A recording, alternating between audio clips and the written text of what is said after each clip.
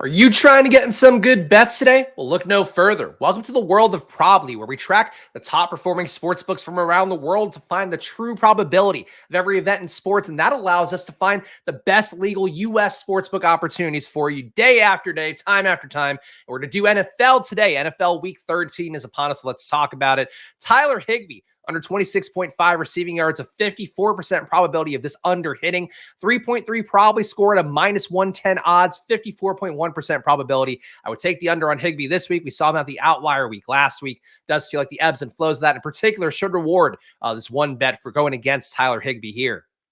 Other bets we can look at, of course, and you can take all these bets if you want. One's over a one, I would advocate for. But when I do talk on stream here, I try to do pushes away from some of the long shot bets like this one, the Packers-Chiefs game coming up, not on the main slate tomorrow, but should be a game that the Packers do not have the highest shot to win. But obviously, it is a plus EV bet if they do win. If you want to take this one for yourself, you can check out the details here. Plus 270 odds on ESPN bet are the details for that one you would need. Gives it a 5.2 probably score. But I personally would not advocate that one if you're a casual person, especially one with not a huge bankroll. These long shot bets can be a little tough. Try to aim towards a 40% probability, a 50% probability of hitting, if not higher. It's going to be a little bit safer for your money, of course, especially if you're getting plus odds.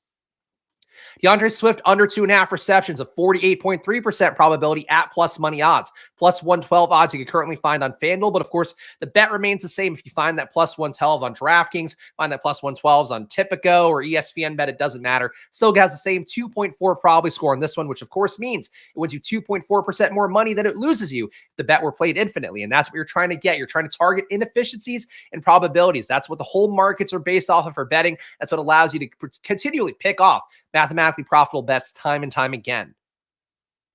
Other bets we can look at here. This one's a little bit lower here where I do try to aim for a probably score. Obviously, again, above one is safe to take. Above two is one where a little more advantageous. And obviously, the higher it gets, the better it gets.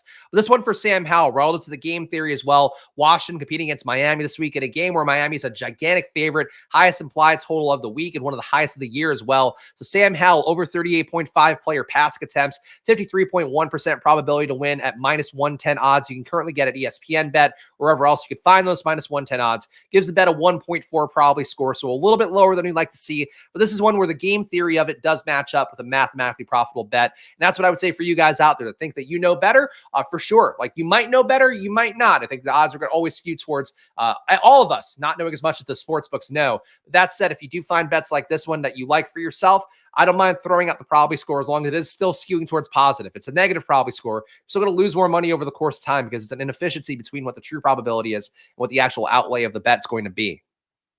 Other bets we could look at in the world of NFL. This one I like a lot. This is why CJ Stroud is on the cover. In addition to the fact that I just think CJ Stroud is going to light up the Broncos after they've gotten incredibly lucky in the last few weeks with takeaways and things like that. Over 45.5 points bet in Houston versus Broncos. 51.8% probability to win. Best bet right now is again plus money, plus 100 odds at 51.8% probability. It gives the bet a 3.6 probably score. So anytime you are getting a bet, it's around a 50% probability, let alone above 50%, and it is plus money or not minus money. That's like the sports book paying you vig on a bet. That's how they make money, is they charge you a rake on 50% bets, 50% probability bets over and over and over again. That's why you see minus 110 odds. So when you do get plus money like this, it's a bet that I would always advocate for. And again, the game theory of this one as well. I think that CJ Stroud's going to obliterate the Broncos D, but I also hate the Broncos D. And I think they've been horseshoe up the ass lucky the last few weeks. But we will see come Monday, of course, or come Sunday, excuse me.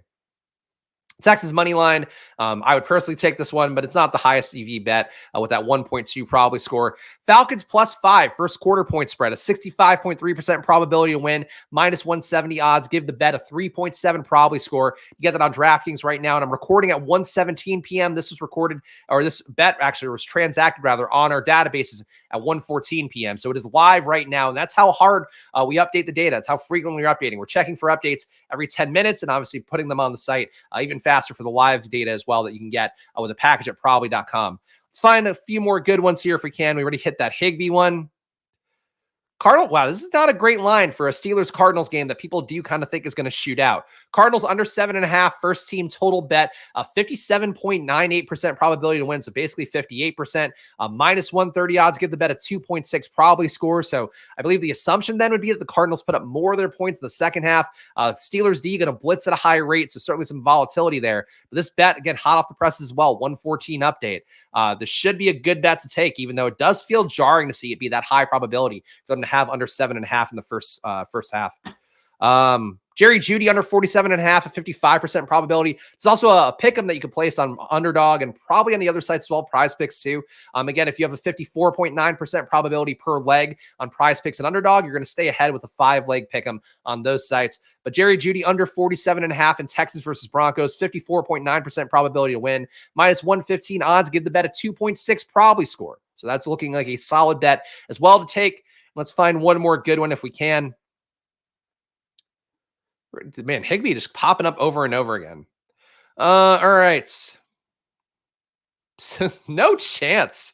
This is a long shot bet. These are the bets that, again, you take sometimes if you have a really generous bankroll to give into this stuff. I would not play the Stone Smart touchdown over personally, but of course, your mileage may vary. Here's a little bit of a longer shot one, which again kind of runs counter to what we talked about with that previous Cardinals bet. But I guess in a world where the Cardinals keep the game a little bit closer to the vest, keep it a little more competitive, this one could pay off.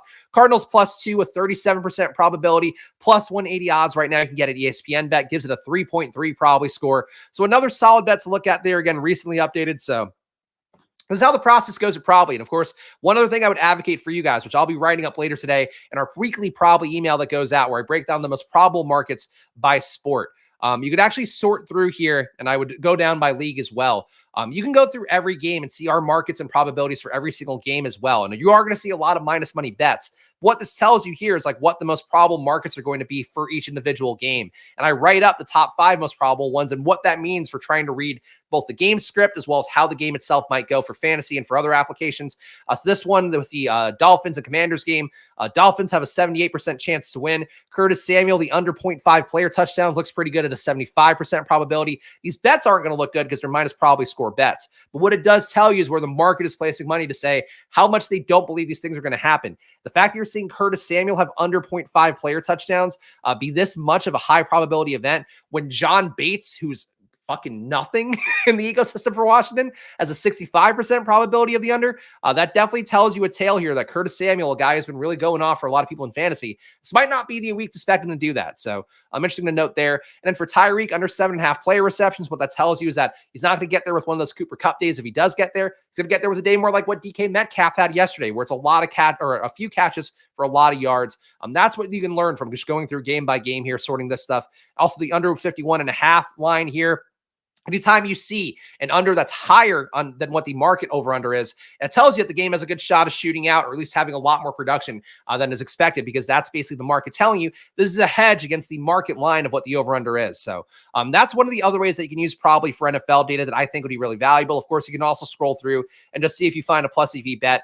And this part of the Probably app as well is free. So check it out at probably.com for yourself. Of course, the paid tools that I show you, the most profitable sorting, that is something you can get for 40% off using the promo code FIRST at probably.com/subscribe. So a little bit longer than usual here. And also, I have to take my lumps on yesterday's video. We fucking got crushed in NBA yesterday, which bummed me out. I think that Jimmy Butler being in that game kind of affected the markets, where I made the video before Jimmy Butler was going to play. It looked like he was trending towards being out initially. So him being in did move things around a little bit, but not a great day, but still should be up about 1.8 units on the week. And hopefully it'll get better with some of the other bets that we have pending. But that's sort of the mathematical profitability process. You're trying to get in the more bets that you get in at mathematically profitable hedge points, the better off you're going to do over the course of time. That's what the process looks like at Probably. So hopefully it works out well for NFL this week. We'll find out. Still on pace to have a plus week here, and that's all we can ever ask. So make sure to subscribe down below, hit the like button if you can, and come back on Monday. No weekend videos for me because I just have too much shit to do with a kid and other content things for football going on. But come back on Monday for more best bets. Appreciate you guys hanging out with me today, and hope the NFL treats you well.